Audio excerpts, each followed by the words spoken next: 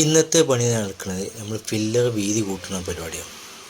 താഴത്തെ ഫില്ലർ ഇതേപോലെ കുറച്ച് ഉള്ളിലേക്ക് വീതി ഉണ്ടായതുകൊണ്ട് മേലത്തെ ഫില്ലർ അതുപോലെ ചെയ്യാൻ വേണ്ടിയിട്ട് ആണിത്. അപ്പോൾ നമുക്ക് വെയ്റ്റ്ലെസ് കട്ട 3 കട്ടയാണ് വെക്കുന്നത്. ഗ്രൗട്ടിൽ വെച്ചിട്ട് തട്ടി കൊടുക്കാൻ പറയില്ല, അപ്പോൾ അത് നല്ല ടെമ്പറായിട്ട് പിടിച്ച് നിന്നോളും.